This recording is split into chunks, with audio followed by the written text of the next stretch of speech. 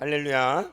우리 계속해서 마가복음 말씀을 통해 우리 예수님을 만나고 있습니다. 지난 시간 예수님은 12제자를 파송하시고 그들 오직 믿음으로 나가도록 권능을 주셔서 보내셔서 온 사방에 나가서 복음을 증거하도록, 그리고 병든 자들을 고치고 더러운 귀신을 쫓아내도록 하는 그런 너무 신나는 이야기를 들었어요. 그 이야기가 옛날 제자들만의 이야기가 아니라 오늘 저와 여러분을 예수님께서 그렇게 부르시고 우리를 보내셔서 그런 구원의 역사, 하나님 나라의 다스리심을 나타내는 역사를 이루시는 줄 믿습니다. 오늘 이어지는 마가복음 6장 14절에서 29절은 바로 이러한 상황 가운데 예수님의 제자들이 둘씩 짝을 져 각지로 떠져서 복음을 전하며 하나님 나라를 선포하고 하나님의 다스리심이 임하는 그러한 역사가 왕성하게 일어나는 그런 상황 가운데 이제 분봉왕 헤롯에게까지 그 소식이 들어간 그러한 이야기예요. 그런데 헤롯이 그 소식을 듣고 어땠느냐? 매우 두려워했대요. 매우 무서워했대요. 그래서 오늘 말씀 제목은 헤롯 왕이 두려워한 예수님이라고 정해봤습니다. 따라해 볼까요? 헤롯 왕이 두려워한 예수님. 네, 네, 헤롯 왕이 예수님을 어땠다고요? 무서워했대요. 아니, 헤롯 왕이 누군데? 헤롯 왕은 누굽니까? 헤롯 왕은 바로 갈릴리 온 지방을 다스리는 왕이잖아요, 그죠? 로마에서 왕권을 하사받아 가지고 그, 그 예수님 태어날 당시 헤롯은 헤롯 대왕이고, 오늘 말씀하는 헤롯 왕은 헤롯의 둘째 아들이에요. 헤롯 안티파스가 바로 오늘 말씀 헤롯 왕인데, 이 헤롯 왕은 헤롯 왕의 아들로 당시 갈릴리 그다음 베니에 지방을 통치하는 그러한 왕이었어요.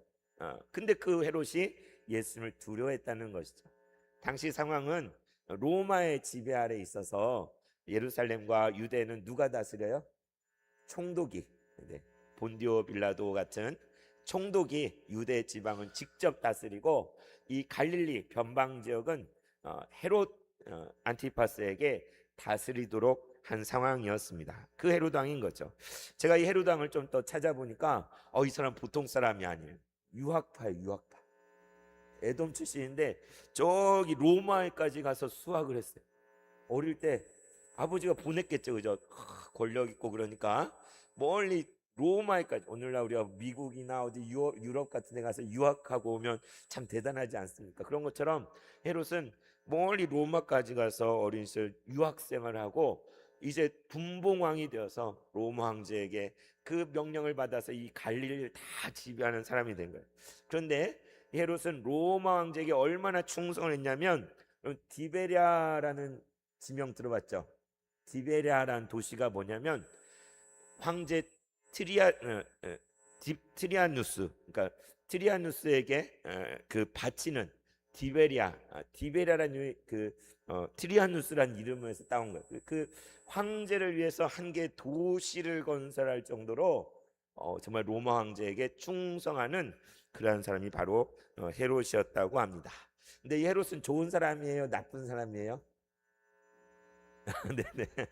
그냥 우리 어린아이들 생각, 좋은 사람이야, 나쁜 사람이죠, 그죠? 예, 백성들을 잘 다스리고 정말 지혜롭게 그런 선정을 베푼 그런 왕이 아니라, 보면은 정치적인 꼼수와 그런 처세술이 능수능란하고 매우 교활하고, 그리고 흥청망청하는 그러한 왕이었어요. 왕이긴 왕인데 백성들은 안중에 없고 자기 권력에 취해서 자기 권세를 누리며 잔치하고 잘 먹고 잘 살고 막 세금 많이 거두고 많이 걷어서 로마에 다 보내고 자기가 또 막 많이 쓰고, 이런 사람이 바로 헤롯이었습니다. 그래서 예수님은 헤롯을 뭐라 하냐면 저 여우라고, 여우.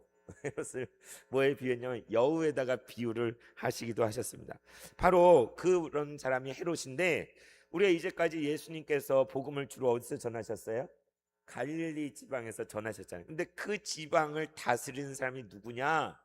거기에 왕이 누구냐? 바로 헤롯이었던 거예요. 바로 이 헤롯이 갈릴리 모든 지역의 최고 권력자요, 통치자요, 로마 황제의 권력을 위임받은 사람이에요. 그러니까 마음만 먹으면 얼마든지 예수님을 잡아갈 수 있어요, 없어요? 잡아갈 수도 있고 예수님을 해칠 수도 있어요. 공권력을 가지고, 군사력을 가지고 있어요. 합법적인 물리력, 폭력을 행사할 수 있는 그런 힘이 있는 사람이 바로 헤롯이에요. 그런데 예수님이 헤롯한테 밑보면 될까 안 될까요? 헤롯이 예수님 이거 꼴불견이고 내가 걸림돌인데 그냥 내가 제거해야지 이러면 돼요 안 돼요? 큰일 나잖아요, 그죠? 그래서 어떻게 보면 권력자의 눈밖에 난다는 건 참 무서운 일인데, 그래서 우리도 권력 있는 사람 앞에는 우리도 좀 조심하게 되잖아요, 그죠? 권력이 막 모든 권한과 권력 있는 사람 앞에서는 내 모든 걸 좌지우지할 수 있는 사람이 내 앞에 있으면 그 사람 앞에는 우리가 굽신할 수도 있고 말을 잘 들을 수도 있고 그럴 것 같아요. 그러니까 사실 예수님의 헤롯을 두려워해야 될 것 같은데, 오늘 말씀에 보면 그러한 헤롯 왕이 예수님을 두려워했다, 예수님을 무서워서 벌벌 떨었다. 참 신기하지 않습니까? 그런 내용이 오늘 말씀에 있습니다. 오늘 14절 16절 보면 헤롯이 두려워하는데 어떻게 되어 있느냐, 예수의 이름이 드러난지라 온 천지 사방에 예수의 이름이, 따라볼까, 예수의 이름이 드러난지라. 여러분, 우리를 통하여 드러나야 되는 것은 예수님의 이름이어야 돼요. 우리 세봉천교회 자랑할 수도 있고 우리 자신을 드러낼 수도 있지만 정말 우리를 통해 드러나야 되는 예수의 이름이에요. 예수의 이름. 여러분, 얼마나 한 주를 사는 동안 예수의 이름을 드러나게 사십니까? 얼마나 여러분 주위 사람들에게 교회 가자 이렇게 할 수 있지만 예수님 믿으세요, 예수님 구원이십니다 이런 말을 얼마나 하십니까? 예수의 이름이 드러나야 돼요. 그 이름에 능력이 있는 거예요. 제자들이 흩어져 전한 것은 바로 예수의 이름이었어요. 그 이름이 온 천지 사방에 퍼져서 모든 사람이 다 듣게 되는데 누구의 귀에까지 들어갔어요? 바로 왕궁에 있는 최고의 통치자인 헤롯 왕의 귀에까지 예수의 이름이 들어간 거예요. 그 예수님께서 행하신 모든 이야기를 헤롯이 다 전해 들은 거예요. 그의 반응이 어떻게 됐느냐, 헤롯 왕이 듣고 이르되 이는 바로 예수님 말을, 세례 요한이 죽은 자 가운데서 살아났도다. 그러므로 이런 능력이 그 속에서 일어나는구나 라고 말했다. 아니 무슨 얘기예요? 세례 요한이 죽은 데서 살아나는 게 예수님이라는 거예요. 이게 갑자기 무슨 소리입니까? 말도 안 되는 소리지만, 아니 언제 요한이 언제 죽었어요? 여러분 알고 있었나요? 우리 몰랐잖아요. 지금까지 마가복음 쭉 읽어온 동안 요한이라는 사람이 와서 예수님의 앞길을 예비하는 역할을 했는데, 예수께 세례를 주기까지 했는데, 근데 마가복음 1장 14절에 보면 요한이 잡혔다라는 말이 한 줄 나와요. 요한이 잡힌 후에 예수님께서 본격적으로 사역하신 이야기가 나온단 말이에요. 그때도 아니 밑도 끝도 없이 요한이 왜 잡혔나, 누구한테 잡혔나, 무엇 때문에 잡혔나 우리 하나도 모르잖아요. 그리고 요한이 어찌 됐는지 우리는 몰랐어. 예수님만 졸졸 우리는 따라가는데 오늘 말씀 보니까 요한이 죽었다는 거예요. 예수를 보고 죽은 요한이 살아났구나 라고 헤롯이 말했다는 거예요. 아니 요한이 언제 죽었다는 거예요? 몰랐잖아요, 요한이 죽었는지. 근데 그 이야기를 오늘 말씀에서 하고 있는 거예요. 근데 요한이 어쨌든 죽었는데 헤롯은 이렇게, 그 죽은 요한이 지금 다시 살아난 게 예수구나, 이런 능력이 그 속에서 나타나는 게 요한이 다시 살아나서 지금 나타나고 있구나 라고 헤롯이 그렇게 말을 하고 있다는 거예요. 말이 됩니까 안 됩니까? 요한이 죽었다가 다시 살아나서 예수님 안에 들어가 가지고 막 능력을 행한다. 사실 말도 안 되는 소리잖아요, 그죠? 이 헤롯은 참 망상이 있고 이렇게 막 말도 안 되는 소리잖아요. 근데 진짜로 헤롯은 그렇게 두려워했다는 거예요. 예수님 얘기를 듣고는 죽은 요한이 살아나는 것 같아요. 죽은 요한이. 근데 15절에 보면 어떤 사람은 예수님 뭐라고 하느냐, 그가 엘리야다, 오실이란 엘리야, 불병거를 타고 하늘로 올라간 그 엘리야가 다시 왔다라고 말하는 사람도 있고, 신하들도 그가 선지자니 옛 선지자 중에 하나와 같습니다 라고 말하는 신하도 있었다는 거예요.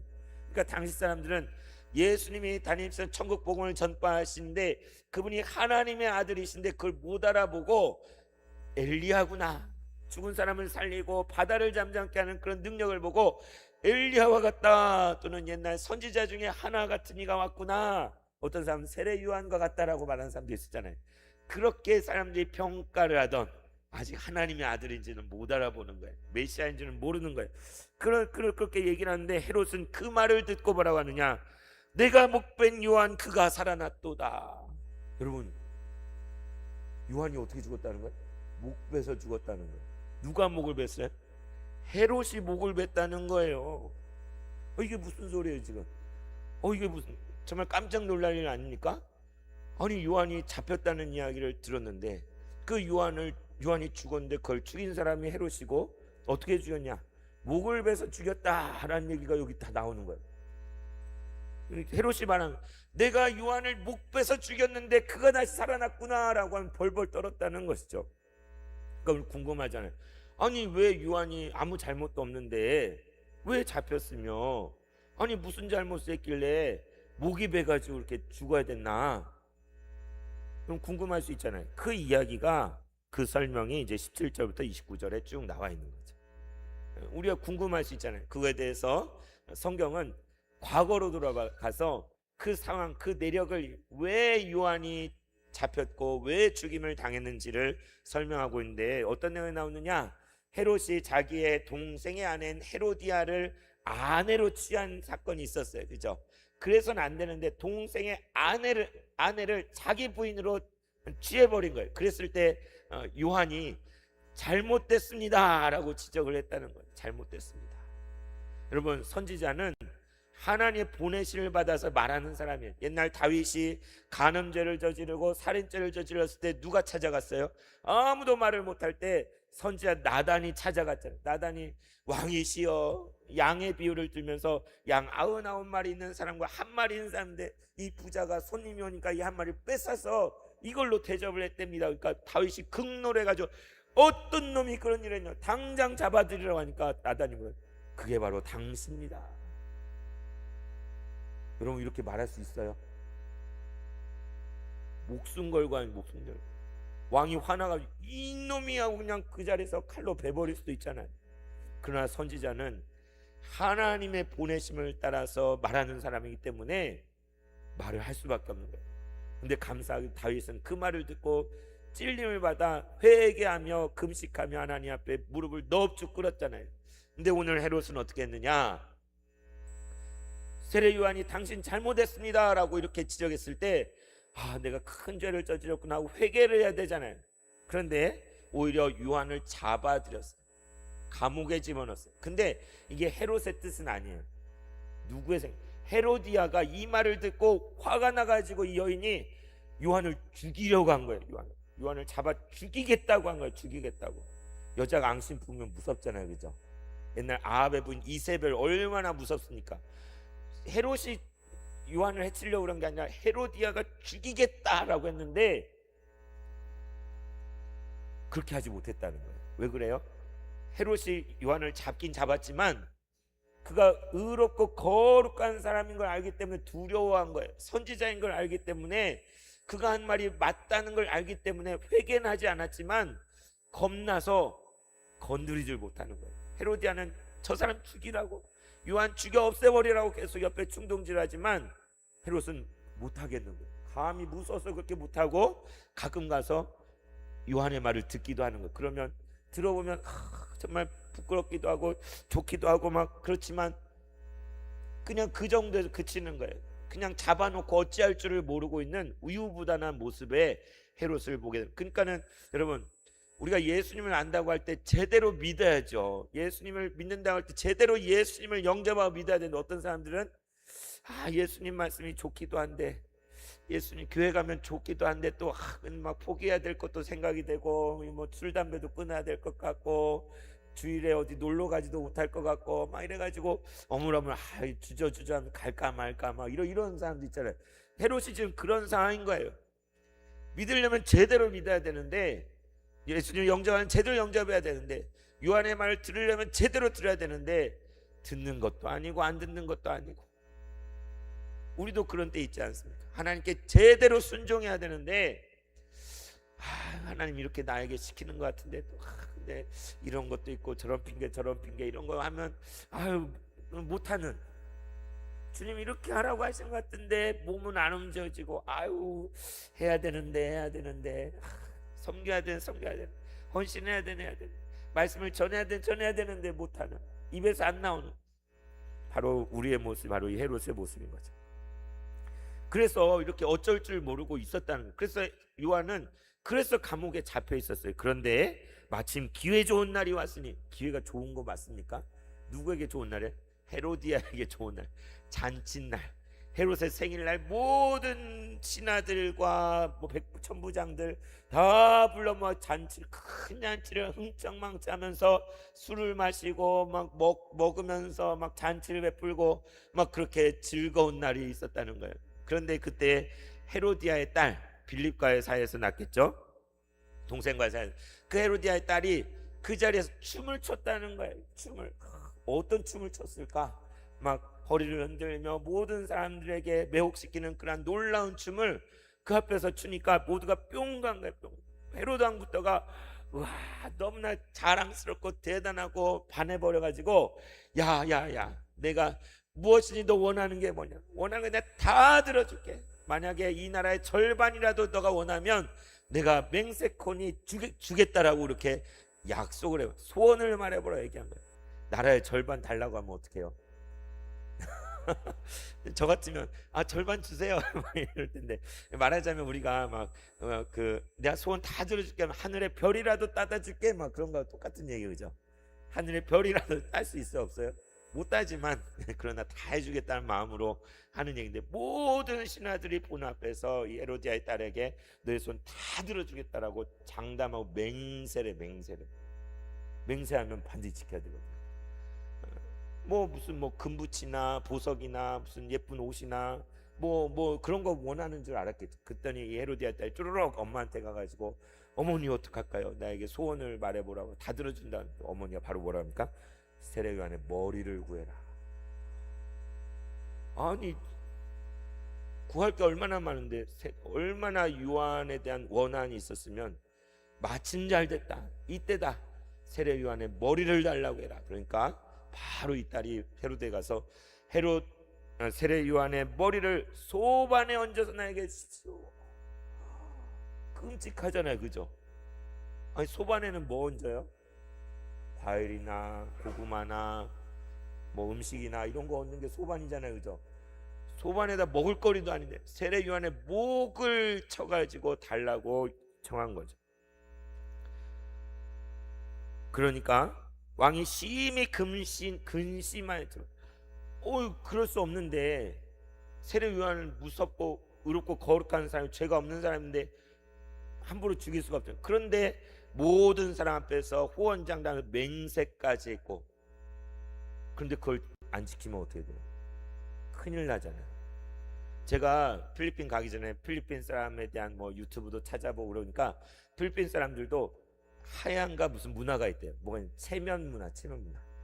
그러니까 한마디로 쪽팔리는 걸 너무 싫어한다. 남들 앞에서 쪽팔리게 되는 일, 표현대로 한다면 체면이 구겨지는 상황을 못 견뎌한대, 필리핀 사람.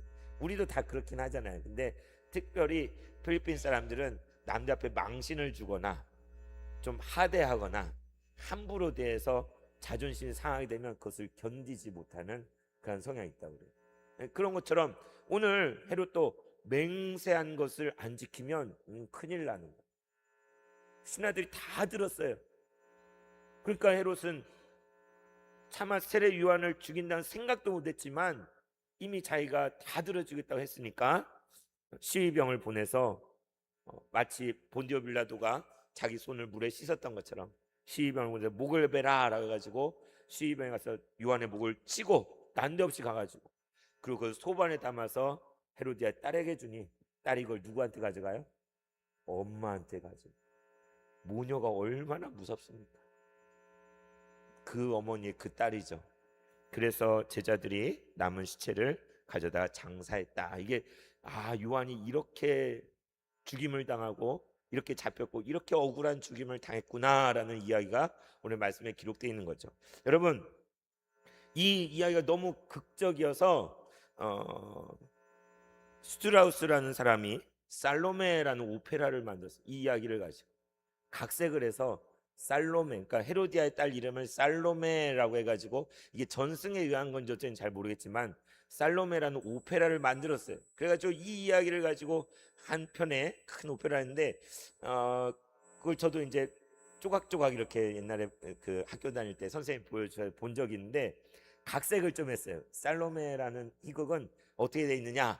첫 장면에 세례 요한이 웅장한 모습, 수염도 이렇게 해가지고 진짜 선지자 같은 풍모로 나는 광야에 외친 자의 소리다, 이런 종류의 그런 말을 웅장한 저음으로 노래를 불러요. 세례 요한이 등장해요. 그런데 그 오페라에서는 이 헤로디아의 딸인 살로메가 그 세례 요한이 너무 멋있는 거예요. 반했어요. 그래가지고 세례 요한을 흠모하고 좋아해요. 근데 세례 요한이 마음을 줄까요, 안 줄까요? 안 주죠, 그죠? 그런데 헤로디아의 일로 이제 요한이 옥에 갇히게 되고 그러니까 계속 가서 구애를 하는데 요한은 받아들이지 않는 거예요. 그런데 참 막장인 게 헤로드 왕이 헤로디아랑 결혼했잖아요. 근데 그 딸한테도 다른 마음을 품고 있는 거예요. 딸한테도 다른 마음을 품고 있어요. 그런데 그 헤로디아 살로메의 마음은 누구한테? 요한한테 가 있죠. 그런 갈등 상황 가운데 그 사모하던 마음이 받아들이지 않으면 어떻게 돼요? 원한이 되잖아요. 원한이. 그 요셉을 그 누구죠? 보디발의 아내가 막 유혹하다가 안 되니까 저놈이 나를 어떻게 하려고 했다 해가지고 막 감옥에 죽이게만 막 거의 감옥에 쳐넣는, 그렇게 막 하잖아요. 그런 것처럼 이 살로메가 너무 이렇게 원한이 생겨가지고 어머니의 사주를 받았지만 세례 요한의 목을 구하는, 그래가지고 세례 요한의 목을 쳤다. 그리고 결국 살로메도 비극적으로 죽음을 맞이하는 게 이 오페라의 내용입니다. 한 번쯤 봐도 재밌겠죠, 그죠? 그게 살로메라는 오페라예요. 이 이야기가 얼마나 극적이면 이 세례 요한 그 헤로디아의 딸을 주인공으로 해가지고 살로메라는 그런 오페라도 있는 것이죠. 그런데 이제 성경에 기록된 것을 우리는 보면 정말 헤롯은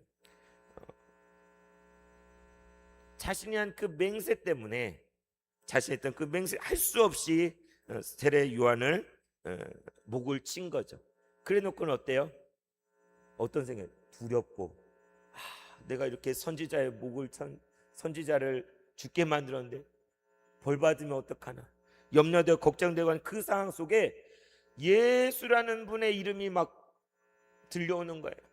예수님께서 모든 곳에 다니며 천국 세례 요한이 했던 것처럼 회개의 복음을 전파하고 병든 자들을 고치고 귀신들을 쫓아내어 권능을 행하신다는 말을 듣게 되니 깜짝 놀란 거예요. 내가 요한을 죽였는데, 내 손으로 요한의 목을 뱉는데 그 요한이 다시 살아났구나. 그 요한의 능력이 저 안에서 역사하고 있구나. 내가 목 베어 죽인 요한이 다시 살아났어. 마치 미친 사람처럼 두려움이 크게 달해서 헤롯이 그렇게 말하고 있다는 것이죠. 내가 목 베어 죽인 요한이 다시 살아났다. 여러분, 헤롯은 모든 권력과 권세를 가지고 있지만 예수의 이름 앞에 두려워 떠는 사람. 성경 속에 보면 바로가 애굽의 모든 권세를 가지고 있어도 아브라함 앞에서, 하나님의 종 아브라함 앞에서 정말 벌벌 떨었잖아요, 그렇죠?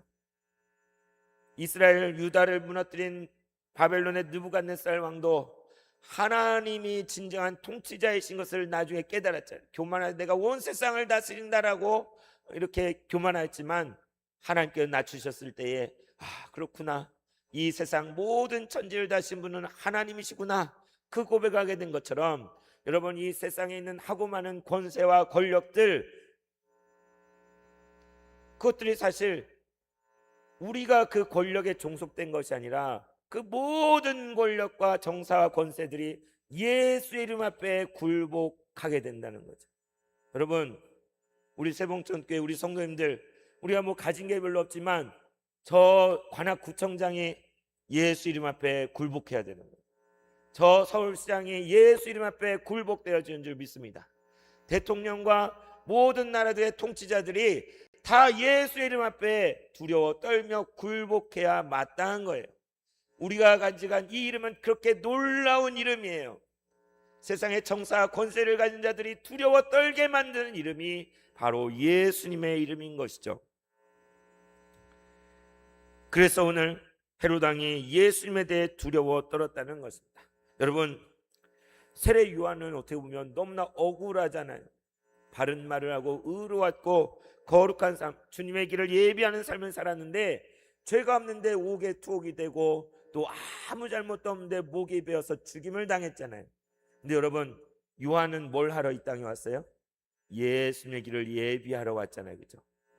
요한이 아무 잘못이 없는데 옥에 갇히고 죽임을 당했던 것처럼 하나님의 아들이신 예수님께서 장차 죄 없으신 그분이 잡히시고 십자가에 달려 죽으실 것을 요한은 자기 삶과 죽음을 통해 미리 예표하는 거예요. 미리 예고편처럼 보여주는 거예요. 이해가세요? 그러니까 요한은 자기의 삶을 통하여 주님의 길을 예비했을 뿐만 아니라 그의 죽음을 통하여서도 내 뒤에 오실 분, 내가 신발끈을 풀기도 감당할 수 없는 분, 불과 성령으로 세례를 주는 그분의 길을 예비하러 왔는데, 그분이 장차 어떻게 잡히시고 어떻게 억울한 죽음을 당하실 것을 그의 삶을 통하여서 그대로 드러내는 것이 바로 세례 요한인 것이죠. 그래서 오늘 정말 헤롯 왕은 야, 죽은 내가 목베 죽인 세례 요한이 다시 살아났다 살아났다 막 미쳐가지고 그러잖아요. 그죠? 근데 진짜 세례 요한이 다시 살아났습니까? 다시 못 살아났잖아요. 그죠? 세례 요한 장사되고 끝났어요. 목이 베졌어요. 그런데 우리 예수님 어떻게 했어요? 십자가에 달려 죽으시고 사흘 만에 다시 부활하셔서 살아나셨잖아요. 그죠? 그러니까 오늘 헤롯이 그냥 막 말도 안 되는 소리 하는 것 같지만 세례 요한이 다시 살아났다, 이거는 역사적인 사실이 아니에요. 그러나 그 뒤에 따라 예수님께서 죽으시고 다시 살아난 것은 역사적인 사실인 거예요. 예수님이 다시 살아나실 것을 미리 예고편처럼 우리에게 미리 귀뜸을 해주시려고 세례 요한이 다시 살아났다 살아났다 헤롯이 말하게 한 거예요. 기가 막히지 않습니까? 그러니까 헤롯은 죽어서도, 이미 죽어 없어진 뒤에도 예수님이 다시 죽으시고 부활하실 것을 헤롯의 입을 통해 고백하게끔 만드는 그러한 역할을 감당하고 있는 것이죠. 참, 하나님 예수님께서 천국에서 세례 요한 같이 큰 자가 없다라고 얘기한 적 있잖아요. 그것처럼 올 엘리야가 바로 세례 요한이다라고 칭찬하셨잖아요. 세례 요한은 나는 예수님 나는 쇠하겠고 그는 흥하리라 하고 나는 신랑의 친구처럼 옆에서 즐거워하노라 라고 말했잖아요. 세상 죄를 지은 하나님의 어린 양을 보라 라고 말했던 그 세례 요한, 그는 그의 삶을 통하여 그 죽음을 통하여서 온전히 예수님이 가시는 길을 예비하고 드러내는 삶을 산 거예요. 여러분, 우리도 그랬으면 좋겠어요. 우리의 삶을 통하여서 뭘 나타내겠습니까? 뭘 드러내겠습니까? 우리 예수님의 이름을 드러냈으면 좋겠어요. 예수님께서 십자가에 달려 죽으시고 고난당하시고 다시 부활하신 것을 우리의 온몸으로 증언하고 증거할 수 있으면 얼마나 좋겠습니까? 그래서 사도 바울은 내가 어찌하든지 예수의 고난 가운데 따라가서 그의 죽음과 부활하심 다시 사심에 내가 동참하기를 원하고 그걸 나타내기 원한다고, 그게 간절한 소원이었잖아요. 베드로는 어떻게 죽었어요? 마지막 로마에 순교할 때 십자가에 거꾸로 매달려서 죽었잖아요. 삶을 통하여 죽음을 통하여 오직 예수의 이름을 나타냈던 것처럼 여러분, 우리 새봉천교회를 통하여 여러분 우리 성도 우리 모두를 통하여 뭘 드러낼 것은 오직 예수의 이름인 줄 믿습니다. 오늘 헤롯이 예수님을 두려워한 게 왜 그렇습니까? 그 제자들이 보내심에 순종하여서 사방으로 흩어져서 예수의 이름으로 병을 치유하고 예수의 이름으로 귀신을 내어쫓고 천국의 복음을 전파하고 증거할 때에 하나님의 다스리며 통치하는 역사가 가득히 넘쳐나서 헤롯이 덜덜 떤 거 아닙니까? 여러분, 오늘 또 주님은 오직 예수님만이 만왕의 왕이 되십니다.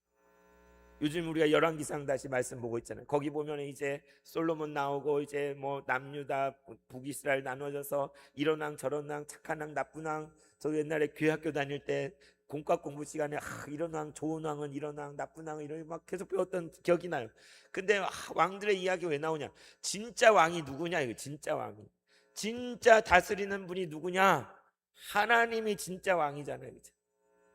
오가는 모든 대통령 시장 이런 사람들이 왕이 아니라 하나님이 진짜 왕이시오. 진정 만왕의 왕이 킹 오브 킹스, 만왕의 왕이 되시는 분이 바로 예수 그리스도시네.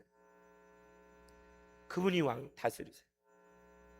그런데 그분 놀랍게도 겸손의 종으로 섬기기 위하여 자기 목숨을 온전히 내어주기 위해 이 땅에 오신 왕이잖아요. 그래서 그분은 겸손의 왕이요, 섬김의 왕이요, 순종의 왕이요.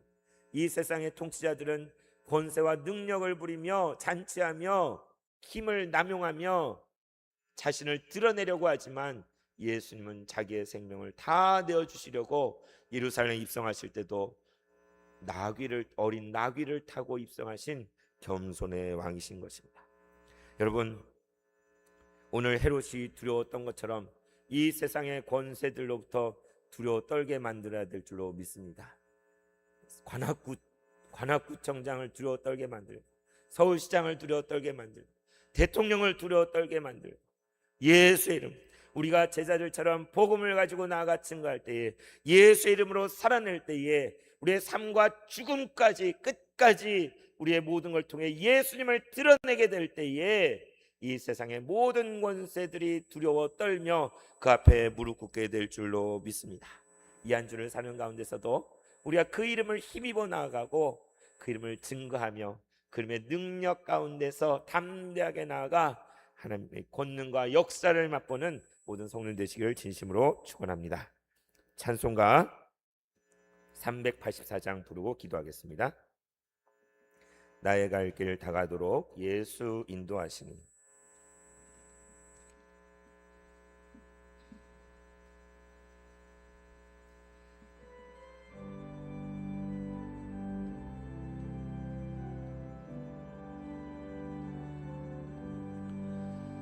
나의 갈 길 다가도록 예수 인도하시니. 네 주 안에 있는 긍휼 어찌 의심하리요. 믿음으로 사는 자는 믿음으로 사는 자는 하늘 위로 밖에 무슨 일을 만나든지 만사 형통하리라. 무슨 일을 만나든지 만사 형통하리라. 나의 갈 길 다가도록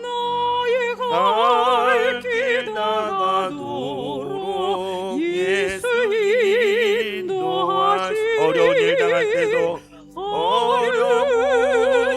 당할 때도 조카를 내주시네. 나는 심히 고단하고 영혼 매우 가난하.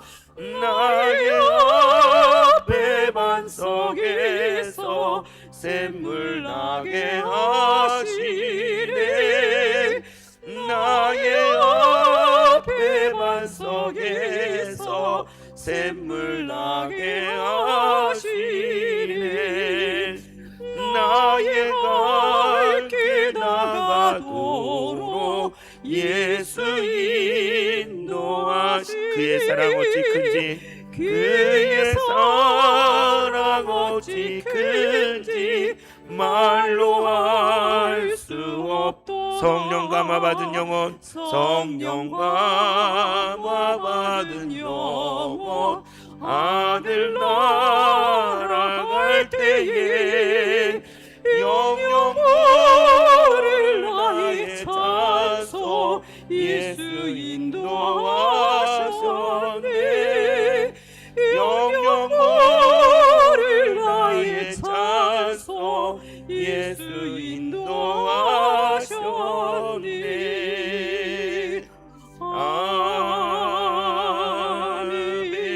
아멘. 하나님 아버지, 세례 요한의 삶과 죽음을 통하여 그의 갈 길을 다 가도록 주님께서 인도하여 주시고 그를 통하여 예수님을 증거하고 나타나게 하심을 봅니다. 주님, 우리도 세례 요한처럼 우리의 삶을 통하여 예수 이름을 나타내게 하여 주시고 예수님을 드러내는 삶이 되게 하여 주시옵소서.